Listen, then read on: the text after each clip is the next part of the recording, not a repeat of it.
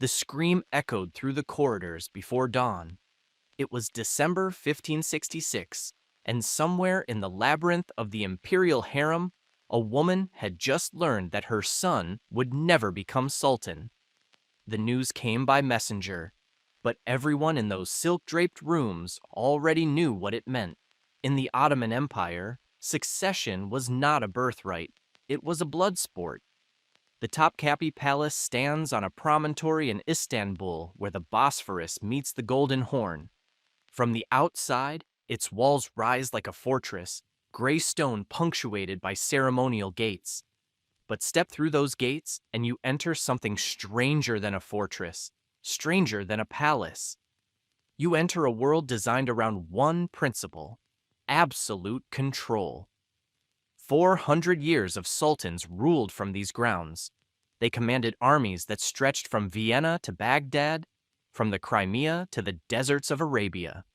They accumulated treasures that would make European kings weep with envy, and they did it all from a complex of buildings that functioned less like a royal residence and more like a small city, with its own kitchens, its own treasury, its own mosques, its own prison, and at its heart, a place where hundreds of women lived their entire lives without ever stepping outside. The harem. The word conjures images of silk cushions and forbidden pleasures. The reality was far more complicated. The harem was a school, a political arena, a gilded cage, and occasionally a killing floor. Within its walls, women rose from slavery to become the most powerful figures in the empire. Within its walls, princes grew up knowing that their brothers might one day strangle them with a bowstring.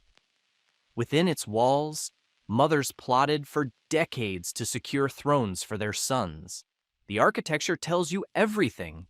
Narrow corridors that could be sealed in moments. Rooms that opened only into other rooms, creating paths that could be controlled, monitored, blocked. Windows placed high, admitting light but not escape. Courtyards where whispered conversations could be overheard by anyone standing in the right alcove. This is the story of that palace. Not just the sultans who commanded from their thrones, but the concubines who maneuvered in shadows, the eunuchs who guarded every door, the servants who witnessed centuries of ambition and violence. It is a story written in marble and gold, in blood and silk, in the very stones that still stand overlooking the waters where two continents meet. To understand it, we have to go back to the beginning. Back to a young sultan, barely 21 years old, standing on a hillside above a conquered city, deciding where to build his empire's heart. May 29, 1453. The walls of Constantinople, which had stood for 1,000 years, finally fell. Mehmed II was 21 years old when his armies breached the defenses that had protected the Byzantine Empire since the days of Constantine. The siege had lasted 53 days. Turkish cannons, some so massive they required teams of 60 oxen to move, had pounded the ancient fortifications until the stones crumbled. When the final assault came, Mehmed's janissaries poured through the gaps, and the last Christian emperor of Rome died fighting somewhere near the gate of St. Romanus. His body was never positively identified. The city that Mehmed entered was a shadow of what it had once been.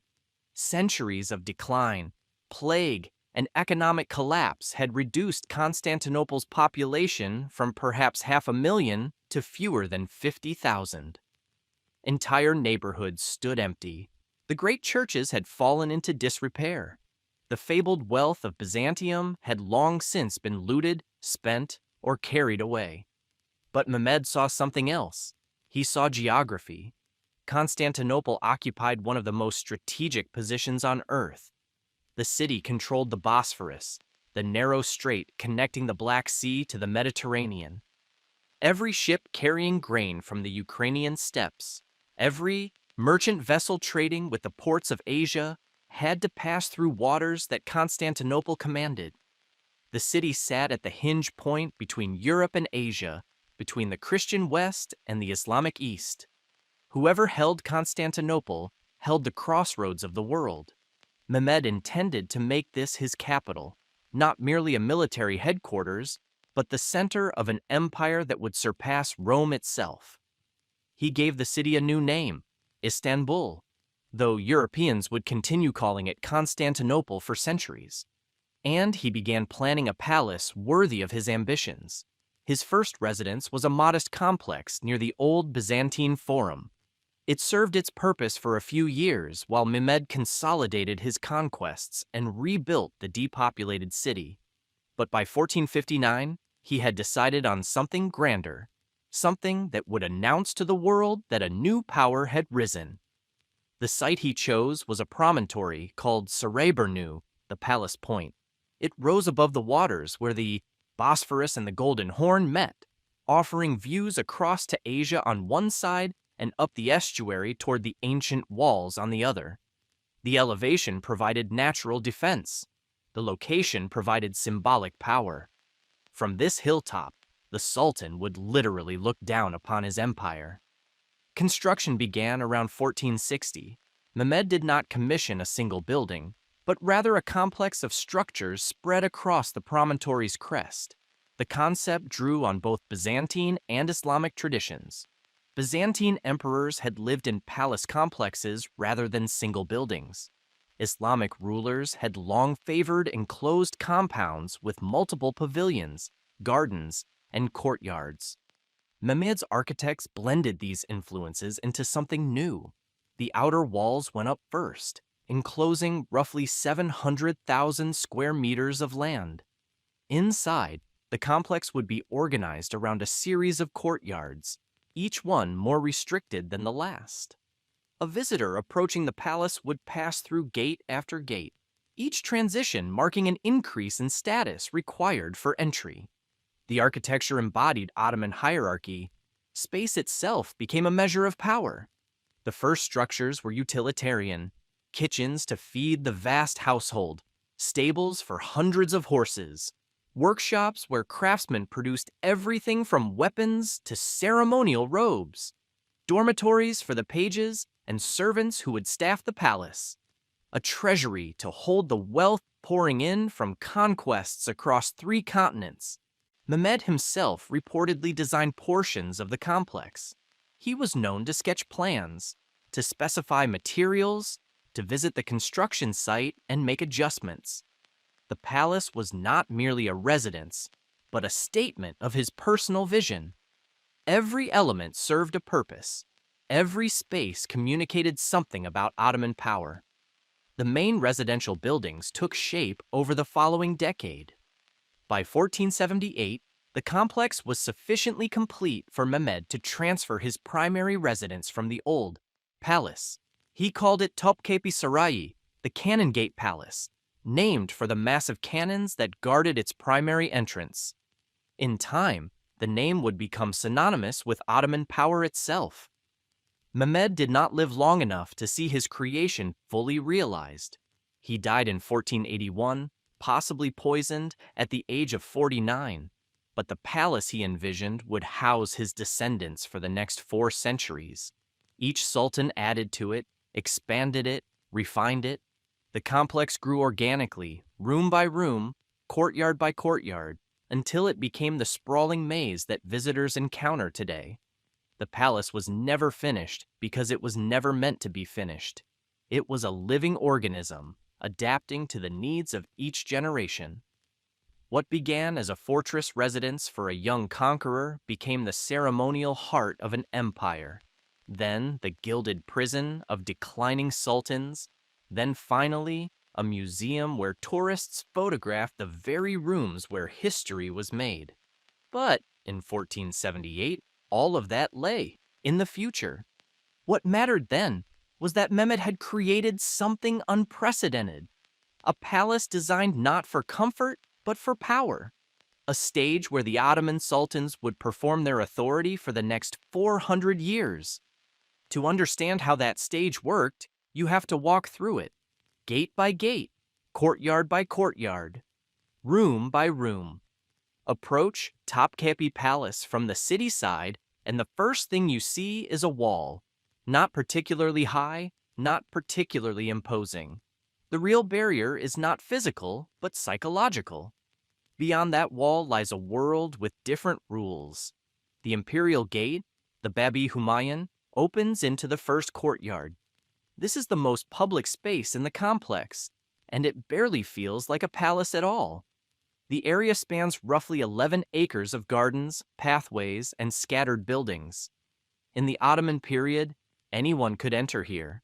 Merchants delivered goods, petitioners waited for audiences, soldiers drilled. The first courtyard was a buffer zone between the city and the palace proper, a space where the outside world was allowed to touch the edges of imperial power. The buildings here served practical functions. The Hagia Irene, an ancient Byzantine church that Mehmed converted to an armory, still stands in one corner. The Imperial Mint occupied another section, stamping out the gold and silver coins that lubricated Ottoman commerce. Dormitories housed some of the lower-ranking palace servants. A hospital treated the sick. A fountain provided water for ritual ablutions. What strikes you first is the quiet. Despite its accessibility, the first courtyard feels removed from the city's chaos. Trees filter the noise. The walls block the view of minarets and markets. You have entered a controlled environment. The transition has begun. The gate of salutation, the Bab as-Salam, marks the boundary of the real palace. Two octagonal towers flank the entrance, their conical roofs covered in lead. Guards stood here day and night, checking credentials, controlling access. No one passed without authorization. No one rode through on horseback. Everyone, even the highest officials, dismounted before this gate. Only the Sultan himself remained mounted. Beyond lies the second courtyard, and here the transformation becomes unmistakable. The space opens into a vast rectangle, roughly 130 meters by 110 meters. Pathways lined with cypress trees radiate across manicured gardens. The effect is deliberate serenity. But look closer, and you see the structures ringing the courtyard's edges. The Imperial Council Hall, where the Grand Vizier conducted the empire's business. The public treasury, its iron doors guarding rooms stacked with gold and weapons. The Tower of Justice, rising above the roofline so the Sultan could observe council proceedings from a screened window without being seen. Most striking are the kitchens. They occupy the entire eastern side of the courtyard, a row of 10 domed buildings with massive chimneys that once belched smoke from fires burning day and night. These were not domestic kitchens, but industrial operations. At their peak, they fed up to 10,000 people daily. The Sultan and his immediate household ate from one kitchen. The harem consumed the output of another. Pages, servants, guards, and officials each had designated kitchens, producing meals calibrated to their rank. The scale staggers imagination. Cauldrons large enough to cook entire sheep. Spits that could roast a dozen lambs simultaneously. Storerooms holding enough rice, sugar, and spices to supply a small city. The palace consumed roughly 200 sheep per day during major festivals, 30,000 chickens per year, and rivers of butter, honey, and olive oil. Managing this operation required a small army of cooks, assistants, tasters, and suppliers, each position carefully ranked in the palace hierarchy. The kitchens were renovated after a fire in 1574, receiving the distinctive chimneys and domed roofs that survive today. Mimar Sinan, the greatest Ottoman architect, oversaw the reconstruction. He understood that even utilitarian buildings could express imperial grandeur. The domes that crown these kitchens are architectural statements, not structural necessities. Turn from the kitchens and look across the courtyard. On the far side, the Gate of Felicity awaits. This is the boundary that matters most. Beyond it lies the third courtyard, the inner palace. the realm where only the Sultan's closest servants and most favored visitors could enter. The Gate of Felicity is lower and narrower than you might expect. The design is intentional. Visitors must bow their heads to pass through. They must acknowledge, physically, their subordination to the power that awaits them. The threshold itself is raised, forcing a slight stumble, a moment of uncertainty, a break in composure. Beyond the gate, the third courtyard opens into another world entirely. The audience chamber stands directly ahead, a small pavilion with a canopy roof supported by slender columns.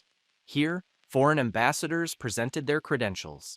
Here, viziers received their appointments. Here, the Sultan held his most important meetings.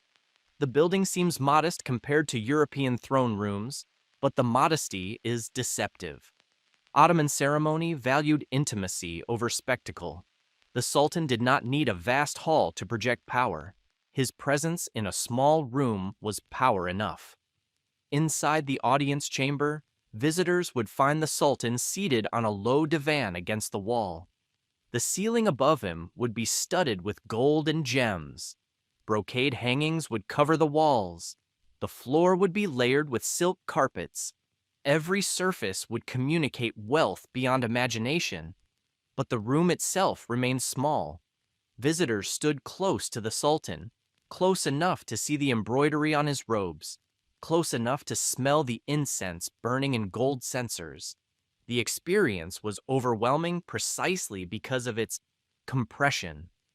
Surrounding the audience chamber, the third courtyard holds the palace's greatest treasures: the privy chamber, where the Sultan conducted private business; the library of Ahmed III, a small but exquisite pavilion filled with illuminated manuscripts; the treasury, 4 connected rooms housing weapons, thrones, jewelry, and relics accumulated over centuries; the sacred relics chamber, containing objects believed to have belonged to the Prophet Muhammad himself, including his cloak, his sword, his footprint preserved in clay.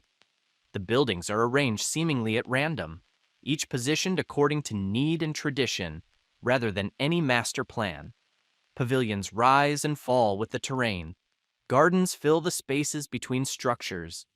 The effect is organic, almost domestic, a village of buildings rather than a single monumental structure. This was intentional. Ottoman sultans did not live in their throne rooms. They moved between pavilions, conducting different business in different spaces, retiring to gardens and kiosks when ceremony allowed. But one area of the third courtyard remained perpetually off limits to outsiders. A gate in the western wall led to the fourth and final precinct of the palace, the harem. No ambassadors entered here. No viziers conducted business behind these walls. This was the private realm of the Sultan, his mother, his wives, his concubines, his children, and the army of servants who attended them. For most of Ottoman history, it was the most restricted space in the empire. The harem was not a single building, but a complex within a complex. Over 300 rooms spread across multiple levels, connected by narrow corridors and hidden passages. Courtyards offered ventilation and light to inner chambers. Baths provided both hygiene and luxury. Kitchens prepared the delicate foods favored by the harem's residents. Dormitories housed the hundreds of women and eunuchs who lived out their lives within these walls. The architecture itself tells the story. The walls are thick, the windows high and small. Sound carries poorly through corridors designed to muffle footsteps and conversations. Each section could be sealed from adjacent sections, creating isolated zones within the larger whole. The design prioritized security and secrecy. What happened in the harem stayed in the harem. The most important rooms were not the largest, but the most protected. The Sultan's chamber occupied a central position, accessible only through antechambers and guarded corridors. The Valide Sultan's apartments, where the Sultan's mother held court, stood apart in their own wing. The Golden Way, a passage connecting the Sultan's chambers to the rest of the harem, allowed movement that could be controlled and monitored. Light filtered through stained glass windows, casting colored patterns across tiled walls. Water murmured in marble fountains. The air smelled of incense and rosewater. The aesthetic was exquisite, designed to please the eye and calm the spirit. But the beauty served a purpose.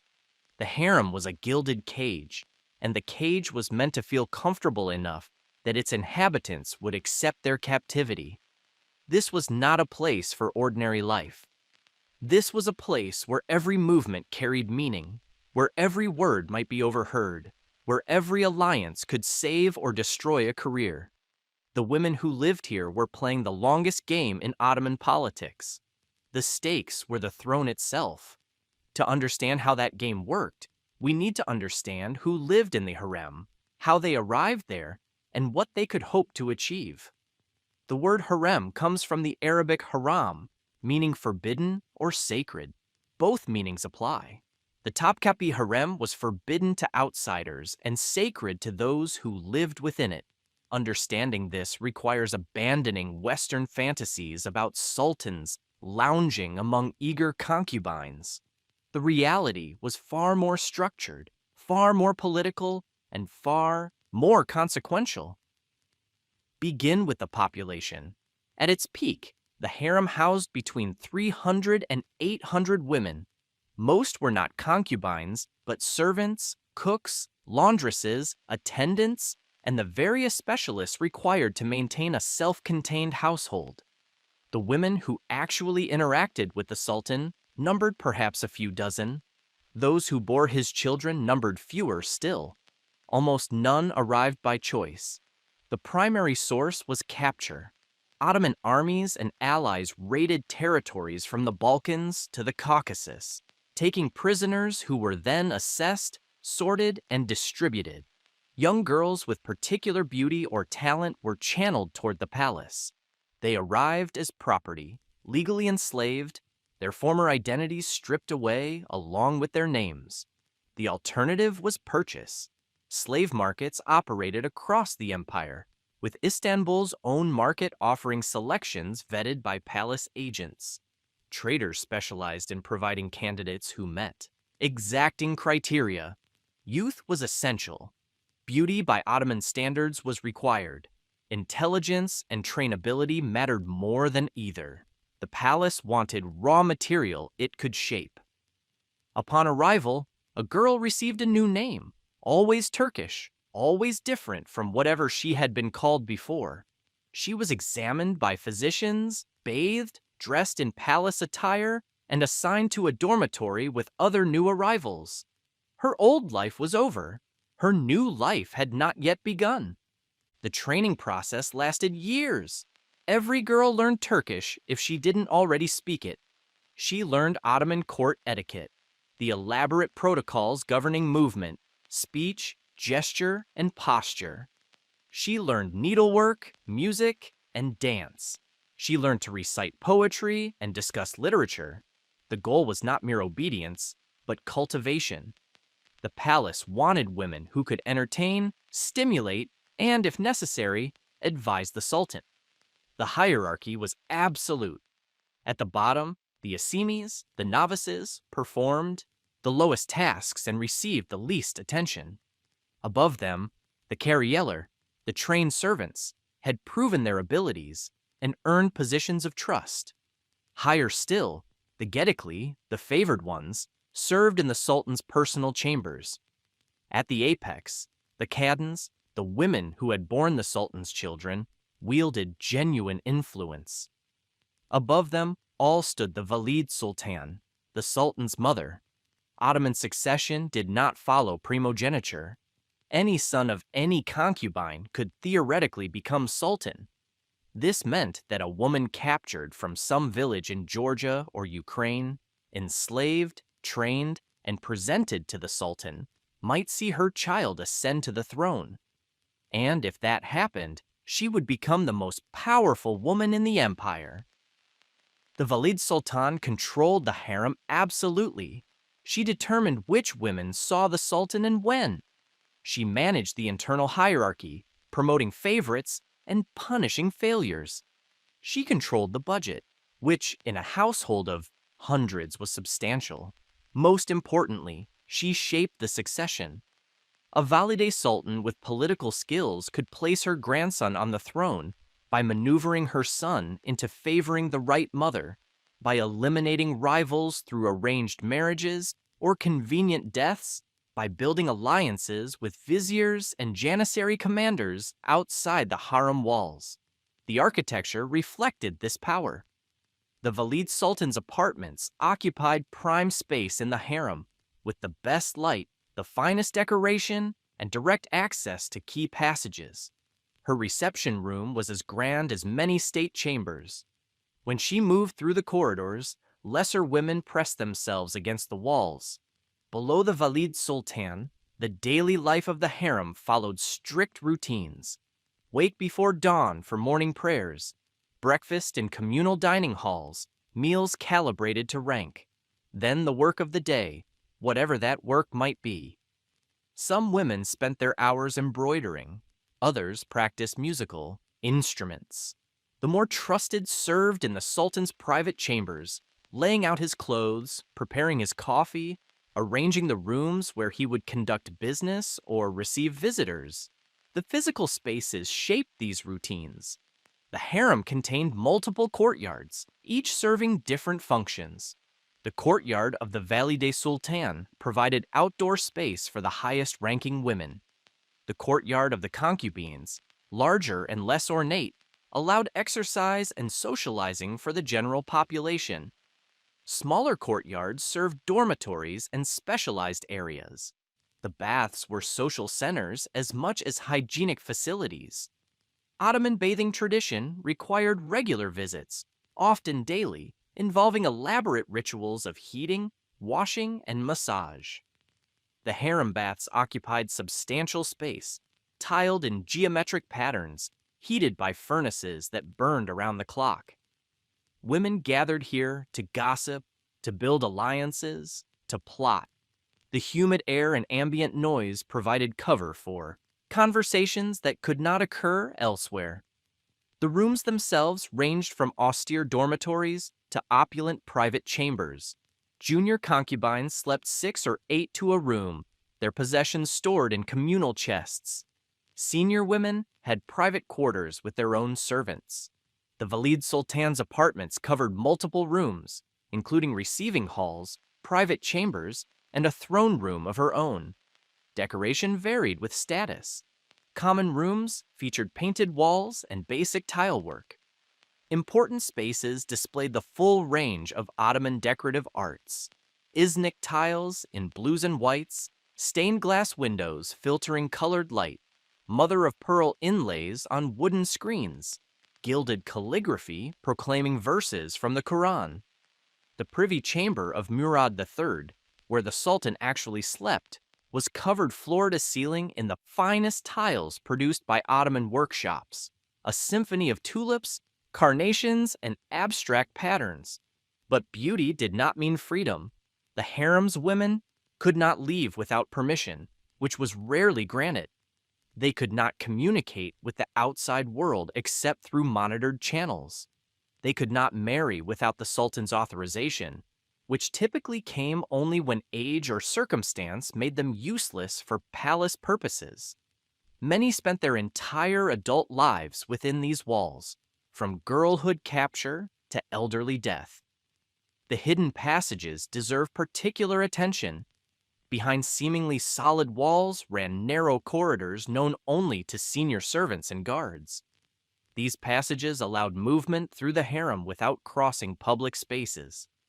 A eunuch delivering a message could travel from one end of the complex to the other without being seen by the women he passed. The Sultan himself could move through these hidden ways, appearing suddenly in rooms where his arrival had not been anticipated.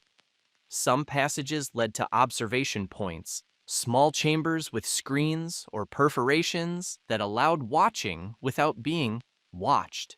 The chief black eunuch maintained surveillance through these networks. Nothing that happened in the harem was truly private. Every conversation, every meeting, every moment of intimacy might be observed and reported. The heating system created its own hidden network. Hot water and steam circulated through pipes embedded in walls and floors, a technology inherited from Byzantine baths and refined by Ottoman engineers. The Hippocaust system beneath the baths required furnaces tended around the clock by workers who moved through basement passages that most harem residents never saw. The heat they produced transformed the bathing chambers into environments of almost tropical warmth, even in the bitter winters that sometimes gripped Istanbul. Water flowed throughout the complex through an elaborate system of pipes, cisterns, and fountains. The sound of running water was deliberate. Beyond its aesthetic appeal, flowing water masked conversations, creating pockets of acoustic privacy in a building designed to eliminate secrets. The fountains in the most important rooms were positioned precisely to provide this effect. Visitors today often miss this function, hearing only beauty where Ottoman designers intended security. The guards were eunuchs, men castrated before puberty and trained specifically for harem service. Two corps served the palace. The white eunuchs, mostly from the Balkans, guarded the outer palace and trained the pages who served the sultan directly. The black eunuchs, brought from Africa through brutal slave routes, controlled the harem itself. The chief black eunuch, the Kislar Agassi, was one of the most powerful officials in the empire. He controlled access to the harem, which meant he controlled access to the sultan's private life. He managed the harem's substantial budget. He supervised the religious endowments that funded much of Ottoman charity.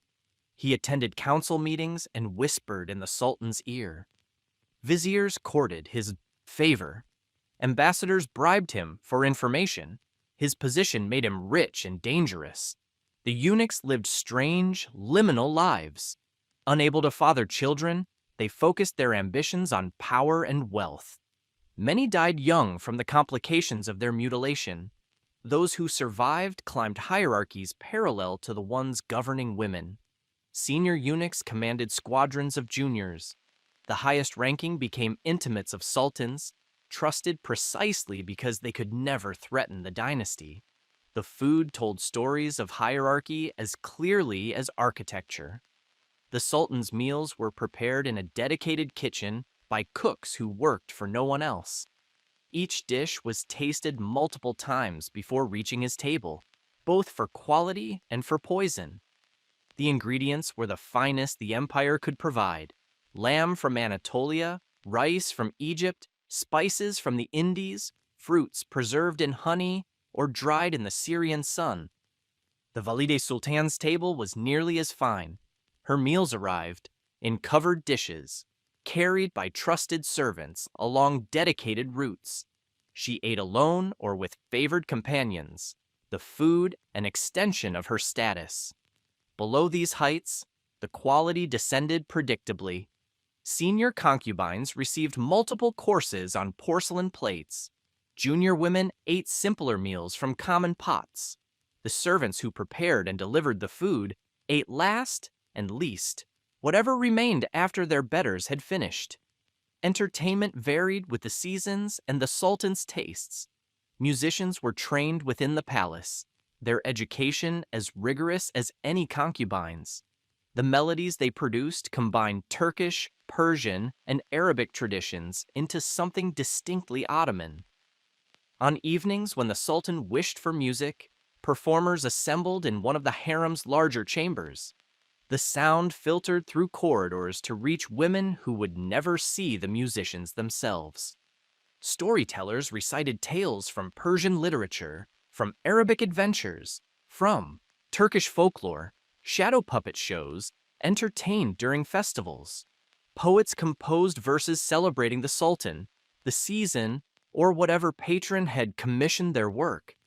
The intellectual life of the harem was richer than outsiders imagined, though always bounded by the walls that contained it. Illness and death came regularly to a population this size. Physicians visited the harem under strict supervision, examining patients through layers of fabric, never touching directly unless absolutely necessary. The treatments combined Greek medical theory with Islamic tradition and practical observation. Some patients recovered, many did not. The dead were buried according to their status, senior women in marked graves, junior ones in anonymous plots beyond the palace walls. Pregnancy brought both hope and danger. A concubine who bore the Sultan's child gained immediate status and protection. But childbirth in the pre-modern world was hazardous. Many women died in labor or from subsequent infections. Many infants died before their first birthday. The survivors faced their own perils, particularly if they were male. Children of the Sultan grew up knowing their fathers only distantly. The Sultan visited the harem on his own schedule, which might mean nightly presence or weeks of absence. Sons learned they were princes, but also learned that princehood in the Ottoman system meant perpetual danger. Their education included the knowledge that their brothers might one day be their executioners. Daughters fared somewhat better. They could not inherit the throne, which meant they posed no threat. They were educated, married to high officials at strategic moments, and sometimes wielded considerable influence through their husbands. The princess who married well could shape policy from outside the harem walls that had contained her mother. This was the world inside the harem, a world of beauty and restriction, ambition and control. A world where women and eunuchs maneuvered for position, while sultans lived and died according to calculations made in these very corridors. The system reached its peak during the 16th century, when one woman rose from slavery to reshape the empire itself. Her story begins with a raid on a village somewhere in what is now Ukraine, and it ends with a tomb in Istanbul that remains a pilgrimage site to this day. The girl captured somewhere in the borderlands of Eastern Europe around 1520 had no way of knowing what awaited her. She was perhaps 15 years old. Her name, before it was taken from her, was probably something like Anastasia or Alexandra. The Crimean Tatars who seized her sold her to traders who recognized her value. Within months, she arrived at the Topkapi Palace. She was given the name Hurrem, which means the cheerful one. Europeans would call her Roxolana. History would remember her as the woman who changed the Ottoman Empire. The Sultan she entered service to was Suleiman, later called Kanuni, the lawgiver, by his own people, and the Magnificent by Europeans who confronted his armies. He had ascended the throne in 1520, the 10th Sultan of the Ottoman dynasty. He was 25 years old, already experienced in governance, already planning the conquests that would make his reign the empire's apex. Suleiman inherited an empire stretched from Egypt to the gates of Vienna, from the Persian frontier to the shores of the Mediterranean. The treasury overflowed with tribute and plunder. The army was the finest in the world, its Janissary infantry and Sipahi cavalry unmatched by any European force. The navy controlled the eastern Mediterranean and was pressing westward. The cultural achievements of the age matched its military triumphs. Poets, architects, calligraphers, and artisans produced works that still define Ottoman civilization. Topkapi Palace reflected this power. Suleiman commissioned expansions and renovations throughout the complex. The third courtyard received new pavilions, including the Baghdad Kiosk and the Revan Kiosk, both commemorating military victories and demonstrating the Ottoman talent for combining martial triumph with architectural refinement. The Baghdad Kiosk celebrated the capture of Baghdad from Persia in 1638. Its interior walls are lined with Iznik tiles in blues and greens, geometric patterns interlocking with floral designs. The domed ceiling is painted with gold leaf and intricate patterns that seem to float overhead. Windows on all sides offer views across the palace grounds and the waters beyond. The space was designed for contemplation and repose. a sultan's private retreat after the burdens of conquest. The Revan kiosk, built to celebrate the capture of Yerevan in 1635, is smaller but equally exquisite. Its proportions are intimate, a room for conversation rather than ceremony. The tilework here features more red than in other palace buildings. Coral accents against the characteristic blue and white. The effect is warmer, more personal, a space where a sultan might actually relax. These pavilions exemplify the Ottoman approach to royal architecture, where European monarchs built vast palaces as single statements of power. Ottoman sultans accumulated buildings over time, each pavilion expressing the taste of its commissioner. The result was not a unified design, but an organic complex. Buildings added generation by generation as needs and resources allowed. The treasury filled with weapons, jewels, and ceremonial objects of staggering value. The kitchens expanded to feed a household that numbered in the thousands. The harem, still relatively modest by later standards, began its transformation into the complex that would eventually contain over 300 rooms. Into this world came Hiram. She was not beautiful by conventional Ottoman standards, according to some accounts. She was small and slight, where the fashion preferred voluptuous. But she possessed something more valuable than beauty. She had wit. She had intelligence. She had an ability to make powerful men feel delighted in her presence. Suleiman noticed her almost immediately. This was unusual. Sultans rarely attached themselves to specific concubines. The system was designed to prevent it. Women were interchangeable, chosen by the Valid Sultan and presented to the ruler for his use. Attachment created vulnerability. Attachment created faction. Attachment invited the very political complications that the harem system existed to prevent. But Suleiman attached himself to Hurrem, and he never detached. The mechanism of their relationship remains murky.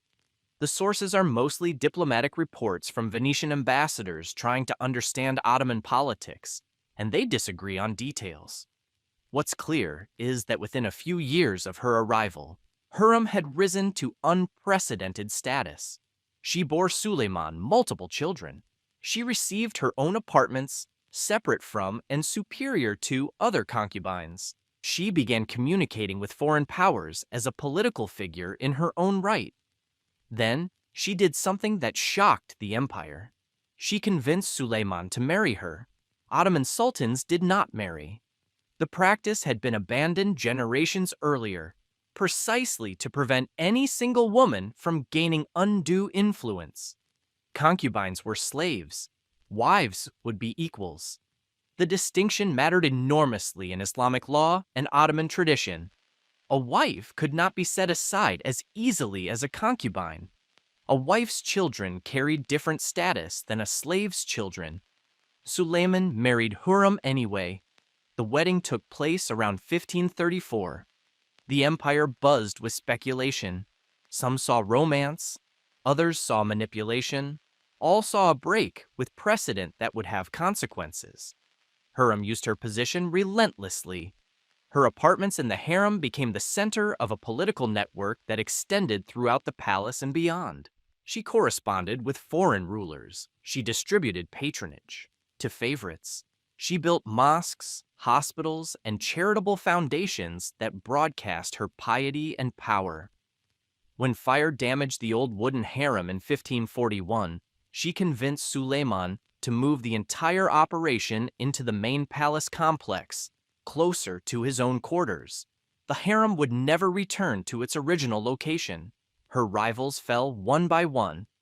Ibrahim Pasha, Suleiman's closest friend and Grand Vizier, was executed in 1536.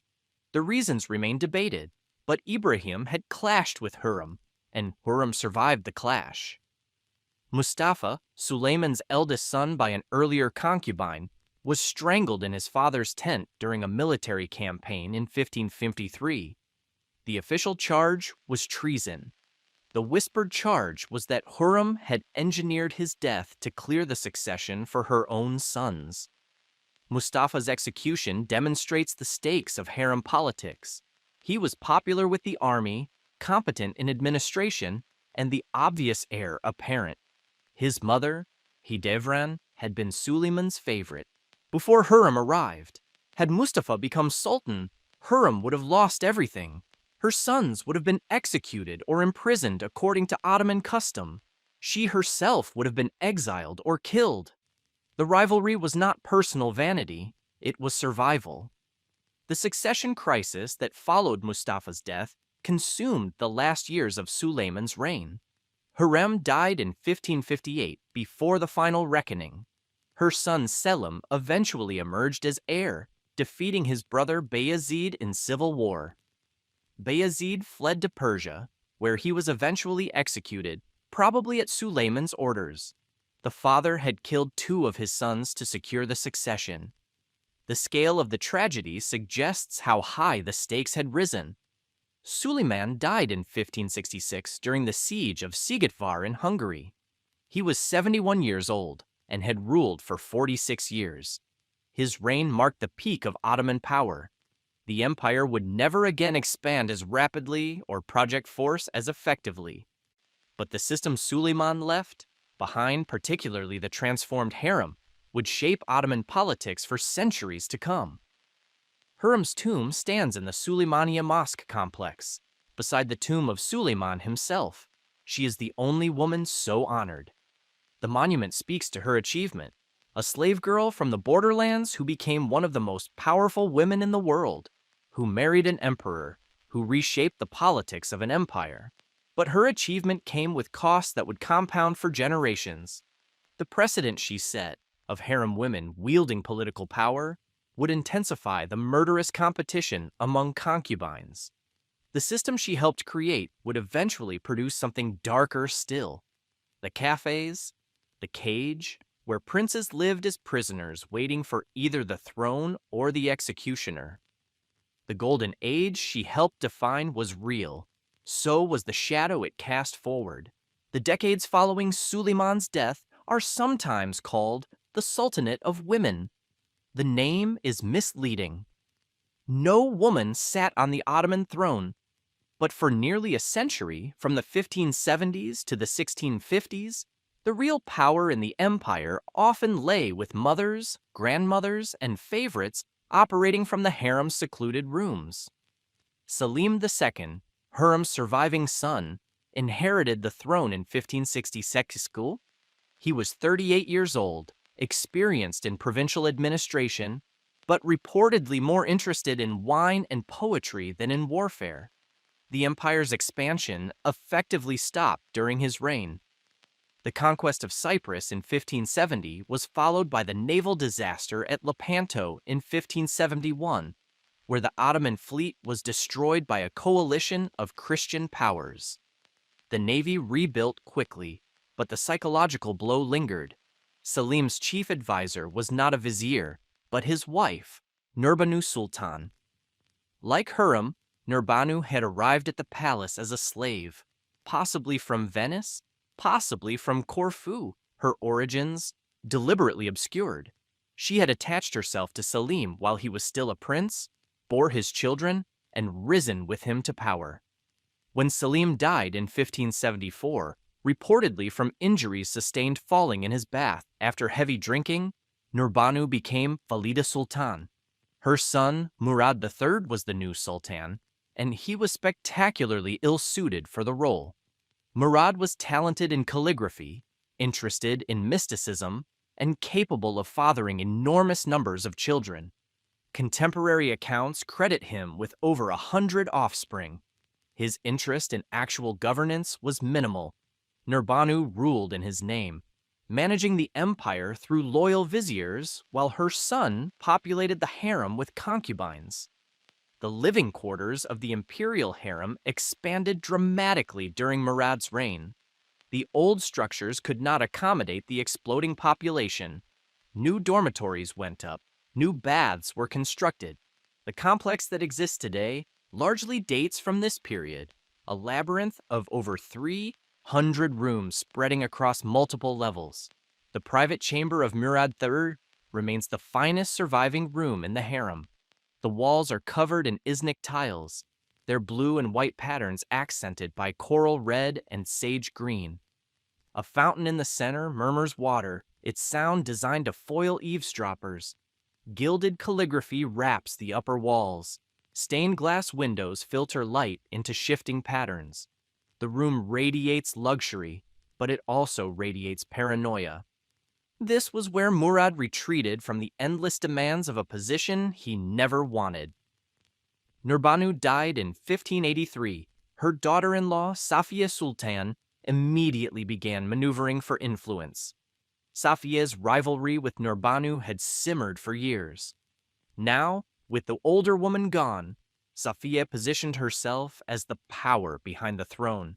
She controlled access to Murad. She cultivated relationships with foreign ambassadors. She accumulated wealth through trade concessions and property deals. The pattern would repeat through successive reigns. Sultan after sultan proved unable or unwilling to govern effectively. Mother after mother stepped into the vacuum, managing viziers, managing armies, managing the endless crises that beset an overstretched empire. The harem became the real center of Ottoman politics. The architecture tells this story. The Valid Sultan's apartments grew more elaborate with each generation. The Golden Way, the corridor connecting the Sultan's quarters to the harem, became the most politically significant passage in the palace. The meeting rooms where mother and son conferred rivaled the official council chamber in importance. But the Sultanate of Women also produced the cafes. The problem of succession had always plagued the Ottomans. Islamic law did not prescribe primogeniture. Any son of the Sultan could theoretically inherit. In the empire's early centuries, this meant civil wars at every succession as brothers battled for the throne. The solution, adopted formally in the late 15th century, was fratricide. When a new sultan ascended, he executed his brothers to eliminate rivals. The practice was brutal but effective. It ended civil wars and secured successions. It also meant that royal princes were raised knowing that their own brothers might one day strangle them. The psychological toll was enormous. Some princes became paranoid and cruel. Others retreated into religion or scholarship. All understood that their lives depended on outcomes beyond their control. By the early 17th century, the pool of available princes had shrunk dangerously. The dynasty was running out of heirs. Ahmed I, who became sultan in 1603, broke with tradition. Instead of executing his brother Mustafa, he imprisoned him. The prison was a suite of rooms in the harem, isolated from the world, guarded day and night. It became known as the cafes. The cage was located in a section of the harem that could be completely sealed from the rest of the complex. Princes, held there, lived in comfortable rooms but could not leave. They had servants, but could not communicate with the outside world. They could not marry or father children. They waited, sometimes for decades, to see whether they would ascend to the throne or die in obscurity. The physical conditions of the cafes were not terrible by the standards of ordinary prisons. The rooms had windows, though set high to prevent escape or even a clear view. The furnishings were adequate, perhaps even comfortable. Food arrived regularly. Servants attended to basic needs. But comfort without freedom produces its own torture. Princes in the cafes knew that every day might be their last. A messenger from the Sultan could arrive at any moment with orders for execution. The silk bowstring that Ottoman tradition prescribed for royal deaths was always a possibility. Yet that same messenger might instead bring news that an older brother had died, and the prince was now sultan. The uncertainty was constant and corrosive. Some princes in the cafes developed elaborate survival strategies. They cultivated relationships with their guards, who might provide warning if execution orders arrived. They professed total submission to whoever currently sat on the throne, hoping to appear too unthreatening to kill. They pursued interests that could be satisfied within their confined space: calligraphy, poetry, religious study, anything that kept the mind occupied while the body remained trapped. Others broke down completely. The isolation, the fear, the endless waiting. These pressures destroyed minds. Accounts from the period describe princes who screamed at phantoms, who refused to eat, who developed obsessive rituals that they repeated endlessly. The cafes was designed to preserve potential heirs until they were needed. It often delivered broken men instead. The experience destroyed many of them. Mustafa the brother Ahmed spared, emerged from the cafes after 14 years to become sultan, twice, briefly, before being deposed for insanity. Ibrahim Thimpwerks, who emerged from the cafes to rule from 1640 to 1648, displayed erratic behavior that some historians attribute to his years of isolation. He reportedly threw his infant son into a cistern and had to be restrained by guards. The rooms of the cafes still exist. They are small with high windows that admit light, but no view. The decoration is pleasant enough, colorful tiles and carved plaster, but the effect is claustrophobic.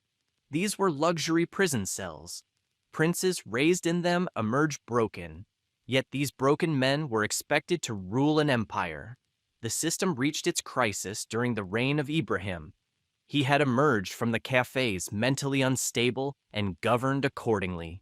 His mother, Kosem Sultan, managed affairs as best she could, but Ibrahim's behavior grew increasingly erratic. In 1648, the Janissaries revolted. Ibrahim was deposed and executed. His 7-year-old son Mehmed became sultan. Kosem expected to continue as regent. She had, after all, been Valid Sultan under 2 previous rulers, but Mehmed's mother, Turhan Sultan, had other plans. The 2 women's rivalry culminated in 1651, when Turhan's faction attacked Kosem in her own apartments. The old woman was strangled with a curtain cord. She was over 60 years old and had dominated Ottoman politics for more than 3 decades. The murder happened somewhere in the harem's corridors. The exact location is debated, but the event marked the end of the Sultanate of women. Turan Sultan ruled as regent for several years, but the Janissary officers who had supported her coup gradually seized real power. The Grand Viziers of the Koprulu family would dominate the late 17th century. The harem remained important, but it would never again be the empire's center of gravity. The period left its mark on the palace. The harem expanded to accommodate the growing population of concubines, children, and servants. The cafes institutionalized a practice that would continue until the Ottoman dynasty ended. The corridors that witnessed Kosem's murder remained, silent testimony to the violence that simmered beneath the silk and tile. Walking through those corridors today, you can sense the weight of this history. The walls are beautiful, but they witness terrible things. The rooms are elegant, but they house prisoners as much as residents. The architecture embodies the contradictions of the Ottoman system: grandeur and brutality, beauty and blood. The Sultanate of Women demonstrated what the harem could become when sultans failed to govern. It also demonstrated the limits of that power. Women could influence and manipulate, but they could not command armies or lead cavalry charges. When the empire needed reform, the harem could not provide it. The decline that began in the 17th century would accelerate, and the palace that had witnessed Ottoman greatness would witness Ottoman collapse. The 18th century found the Ottoman Empire in retreat. Territories that had been conquered over centuries began slipping away. Hungary was lost to the Habsburgs. The Crimea would fall to Russia. Egypt, nominally Ottoman, was effectively independent. The armies that had once terrified Europe now struggled to defend existing borders. Topkapi Palace reflected this decline. The buildings aged without adequate maintenance. Roofs leaked.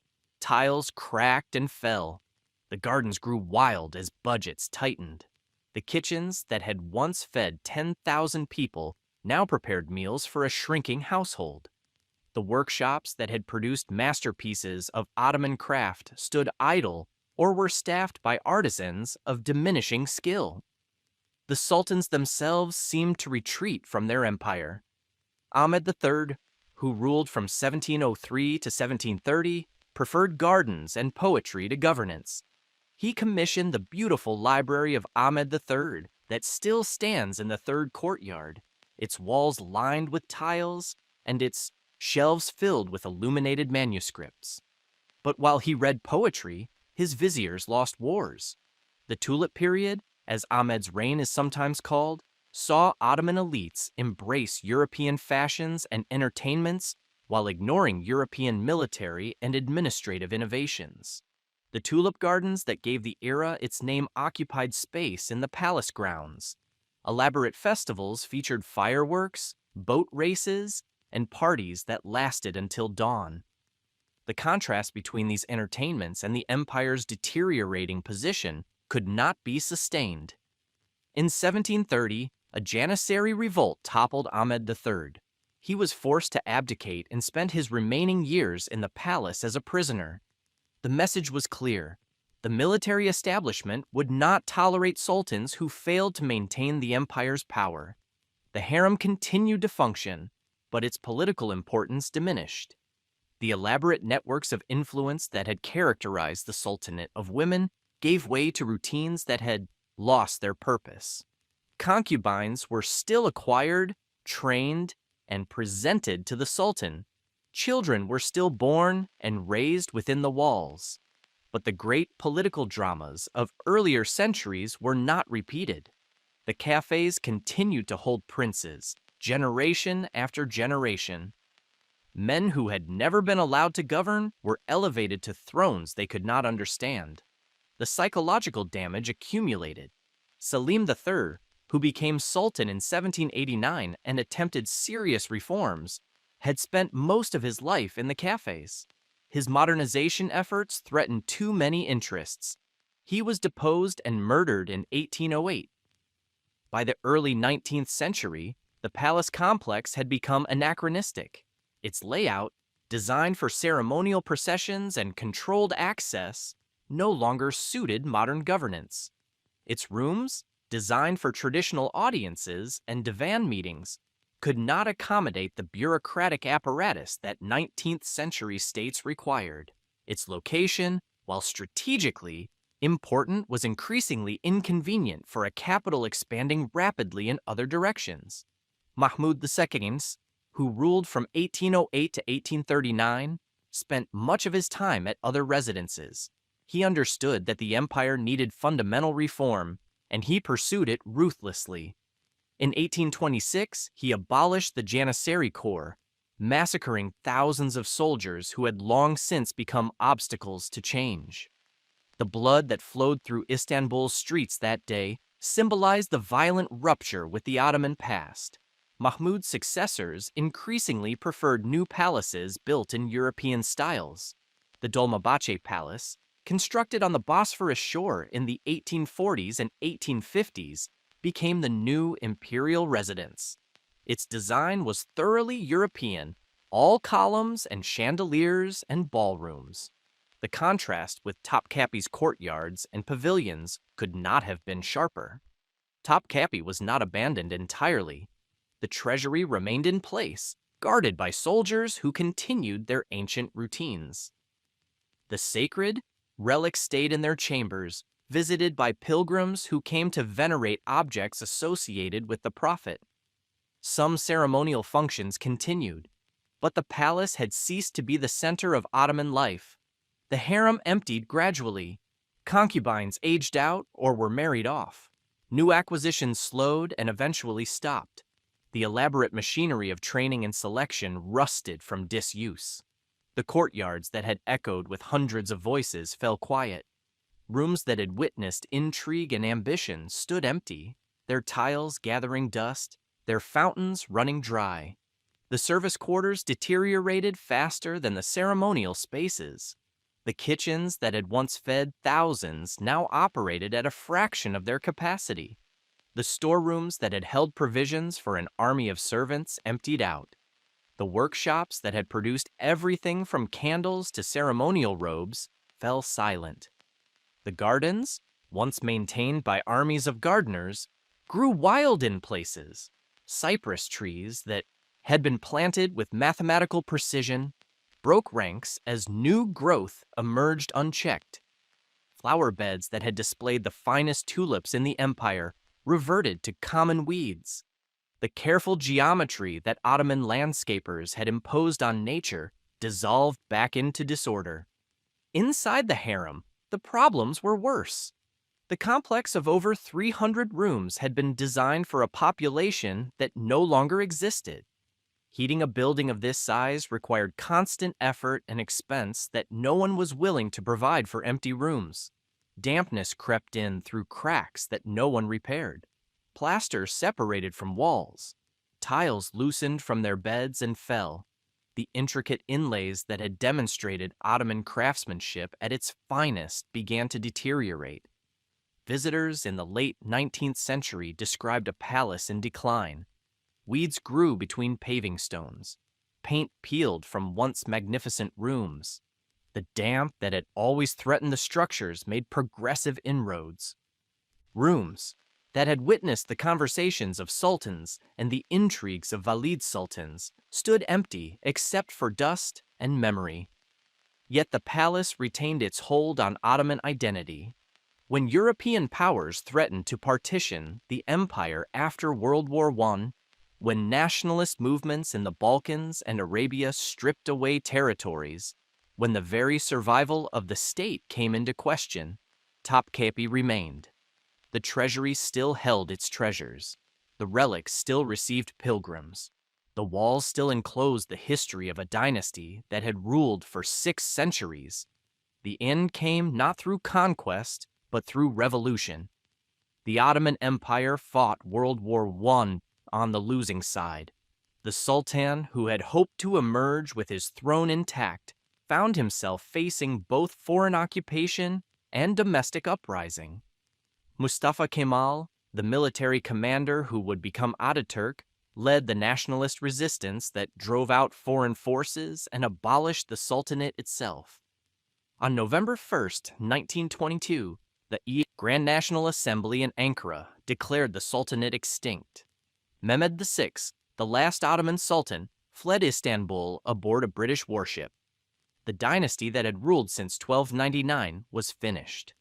Topkapi Palace, which had been their seat for 4.5 centuries, became a museum almost immediately. The transformation was both practical and symbolic. The new Turkish Republic needed to demonstrate its break with the past. Opening the former imperial residence to visitors proclaimed that the old regime was dead, that its secrets were now public, that its power had passed to the people. The museum opened in 1924, barely 2 years after the last sultan's flight. The palace that had been forbidden to common people was now accessible to anyone who paid admission. The rooms where sultans had slept became exhibit spaces. The treasury that had guarded imperial wealth became a display of historical artifacts. The harem, closed for centuries to all but slaves and eunuchs, welcomed tourists who walked corridors once reserved for the most restricted class of servants. The transition preserved what might otherwise have been lost. Without museum status, the palace might have been demolished, subdivided, or left to collapse.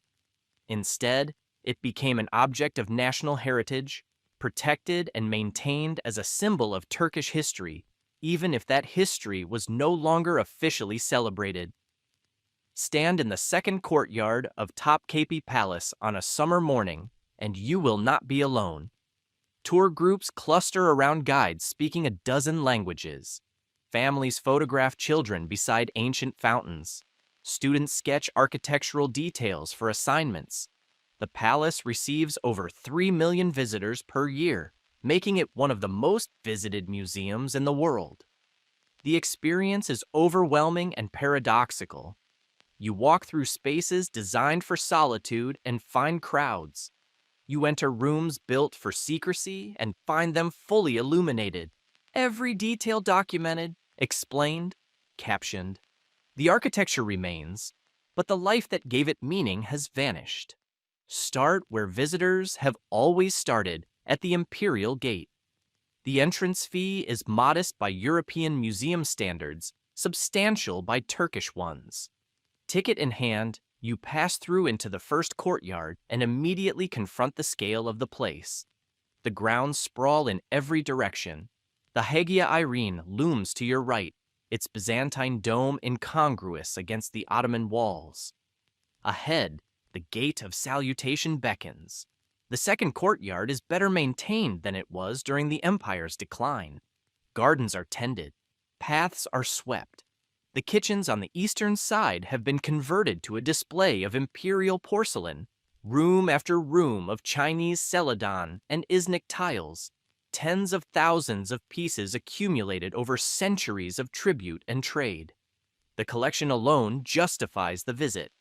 On the western side, the Imperial Council Hall has been restored to approximate its historical appearance. The divan where viziers debated sits empty, its cushions replaced by rope barriers. The screened window where sultans could observe without being seen remains, though no one watches from it now. The gold leaf has been renewed. The painted panels gleam. The room feels like a stage set, which in some ways it always was. The third courtyard lies beyond the Gate of Felicity, which no longer requires the bow it once demanded. Here, the palace's treasures are displayed. The audience chamber contains nothing, its original furnishings long since dispersed or destroyed. But the treasury rooms more than compensate. 4 connected chambers hold artifacts that visitors travel thousands of miles to see. The Topkapi dagger, its hilt studded with 3 massive emeralds and its sheath set with diamonds, sits in a case that represents the collective fantasy of what Ottoman wealth meant. The blade was meant as a gift to the Shah of Persia, but the recipient died before it could be delivered. The dagger returned to Topkapi, where it has remained ever since. The spoonmaker's diamond, an 86-carat pear-shaped stone surrounded by smaller diamonds, draws crowds who simply stare. Legend claims a fisherman found the rough stone and sold it to a spoonmaker for 3 wooden spoons, unaware of its value. The story is almost certainly false, but it has attached itself to the gem like the setting that surrounds it. The throne of Sultan Ahmed I occupies its own space, encrusted with thousands of precious stones, a chair so valuable that no one would ever sit in it except to demonstrate absolute power. The throne of Nader Shah, captured from Persia, sits nearby, proof that even the treasures of other empires flowed toward Ottoman hands. Ceremonial weapons fill entire cases, swords with blades of Damascus steel, their hilts wrapped in gold and gems, daggers too ornate for combat, designed only to be worn and admired, armor inlaid with scripture, protective verses meant to upfrester, shield the wearer in battle, shields that never blocked a blow, their surfaces too precious to risk damage. The reliquary collections present a different kind of wealth. Ottoman sultans positioned themselves as protectors of Islam, and they accumulated objects associated with the Prophet and his companions. A gold case holds what is said to be the Prophet's beard hairs. Another contains his seal. The devotional value of these objects exceeded their material worth, connecting the dynasty to the faith it claimed to defend. Thrones, armor, ceremonial weapons, jeweled Qurans, reliquary boxes containing saints' bones. The accumulation is almost numbing. The Sacred Relics Chamber remains the palace's spiritual heart. Here are displayed objects said to have belonged to the Prophet Muhammad: his cloak, his sword, his bow, his staff, his footprint impressed in clay. Whether these attributions are historically accurate matters less than the faith they command. Pilgrims still visit. Some weep. The air is thick with devotion, even amid the tourist chatter. The harem requires a separate ticket and a timed entry. The Ottoman Empire's most forbidden space is now its most popular attraction. Visitors enter through the carriage gate, where concubines arriving for the first time would have descended from curtained vehicles. They proceed through the courtyard of the Black Eunuchs, where the guards who controlled access once lived.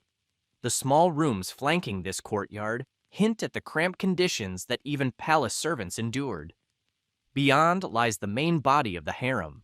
The Valid Sultan's apartments have been extensively restored, their tiles recolored, their gilding renewed. The twin pavilions where the most favored concubines lived display their original fireplaces and fountains. The Imperial Hall, the largest room in the harem, served as a reception space where the Valid Sultan held court. Its painted dome rises like a jewel box, every surface decorated. The private chamber of Murad III remains the masterpiece.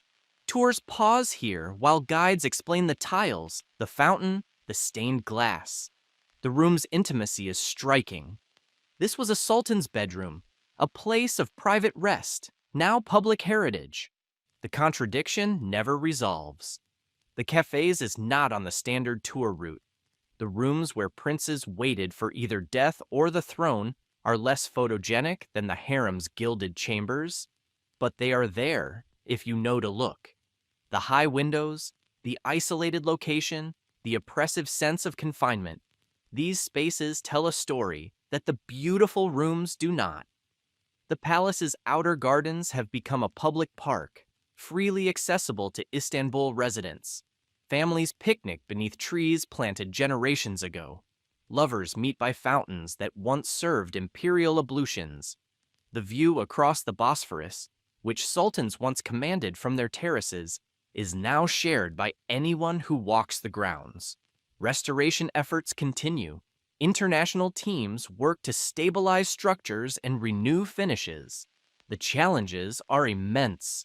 The complex is too large, too old, and too fragile for any single approach. Sections are closed for renovation, reopened, closed again. The work will continue for decades, yet something essential has been preserved. The layout remains, that succession of courtyards growing ever more restricted. The proportions remain, those small rooms that created intimacy instead of grandeur.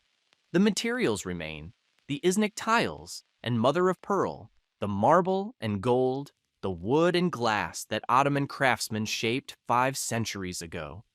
Walking through Topkapi today, you sense both what has been lost and what survives. The women are gone, the eunuchs, the pages, the thousands of servants who once made the palace live, but the spaces they inhabited remain. The corridors they walked still connect chamber to chamber. The windows they looked through still frame the waters where 2 continents meet. History is preserved best when it is inhabited. A palace without people is just architecture, but architecture can still speak. The thick walls say, "We were built to last." The narrow passages say, "Movement here was controlled."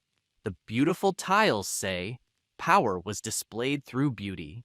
The small rooms say, "Intimacy was more important than spectacle." The Topkapi Palace was designed to project absolute authority. It now projects something else. The passage of time. The dynasty that built it is gone. The empire it served is gone.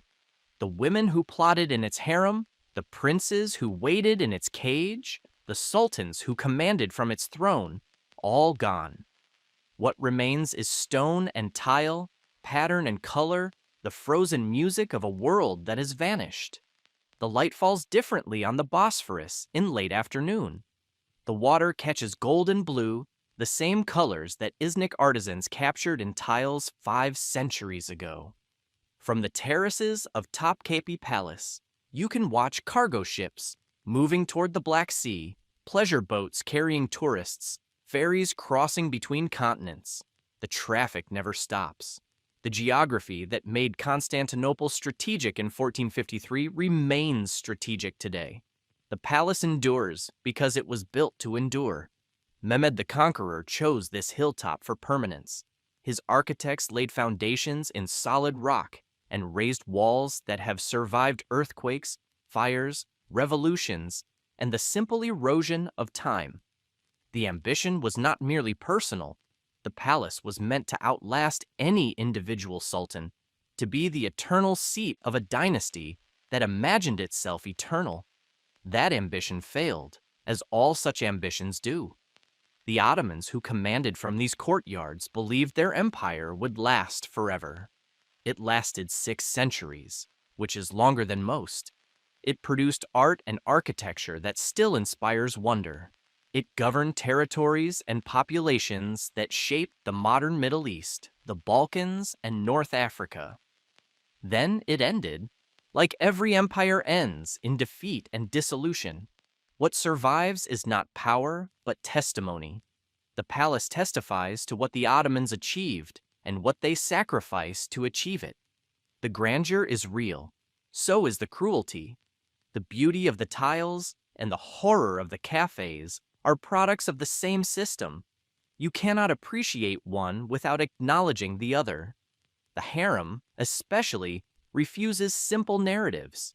It was a prison, certainly. The women who lived there were slaves who never chose their captivity. But it was also an arena where those same women competed for power with remarkable success. Hurrem Sultan reshaped an empire from behind these walls. Kosem Sultan ruled for decades through son and grandson. The Valid Sultans, who dominated the 17th century, wielded authority that few men outside the imperial family could match. The harem's walls confined them, but they made those walls their instruments. The princes who grew up in the cafes had no such agency. They waited in their comfortable cells, studying or going mad, hoping for thrones that might never come. The system that produced them was rational by its own logic.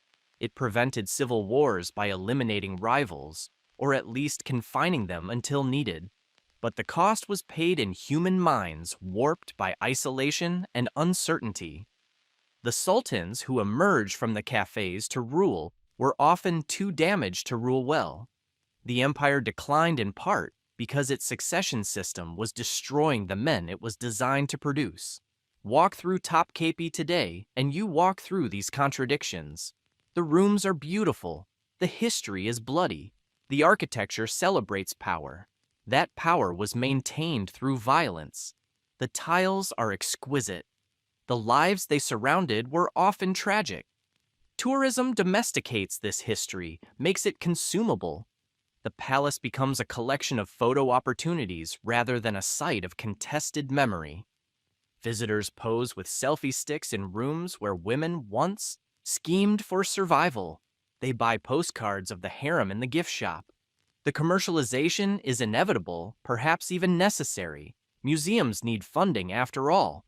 But it transforms experience into consumption. Yet something resists that transformation. Stand alone in a quiet corner of the harem, if you can find one. Let your eyes adjust to the filtered light. Listen for the murmur of fountains that still flow. The space communicates something that captions cannot convey. The weight of lives lived here presses against consciousness. For a moment, the past feels present. The palace was built to project authority across centuries. It succeeded, though not as its builders intended. The authority it projects now is the authority of history itself. The past's claim on the present, the dead's demand to be remembered. The sultans are gone, but the stones remain.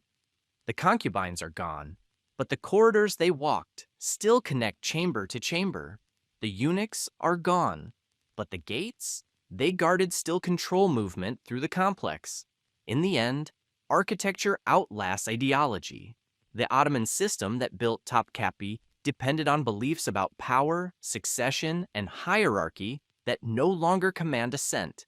We do not believe that sultans rule by divine right, or that slavery is acceptable, or that brothers should kill brothers to secure thrones. The world that made Topkapi sensible has vanished. Yet the palace remains, insisting on its own existence, demanding attention. The view from the terrace has not changed. Two continents still meet at this point. The waters still flow between seas. Ships still pass beneath walls that have watched them pass for 5 centuries. The light that fell on Mehmed the Conqueror falls on tourists today. The same slant, the same gold, the same blue. What changes is what we bring to that light. The palace shows us what human beings once built with unlimited resources and absolute power. The question it leaves us with is what we would build if we had the same resources and power. The Ottomans built courtyards and cages, gardens and prisons, beauty and blood. They built the best they could imagine, and their imagination included both splendor and horror. We are not so different. Every age builds monuments that reveal its values. The future will judge our monuments as we judge theirs. They will walk through our structures and wonder at our contradictions, our ambitions, our cruelties, and our achievements. Topkapi Palace stands as a reminder that nothing lasts forever and that some things last longer than we expect. The dynasty is gone. The empire is gone. The world that made this place is gone. But the stones remain, patient witnesses to time's passage, holding their secrets in silence. The Bosphorus flows. The light falls. The palace waits, as it has waited for 5 centuries, for visitors who will never fully understand what happened here, but who cannot help being moved by the evidence that something did.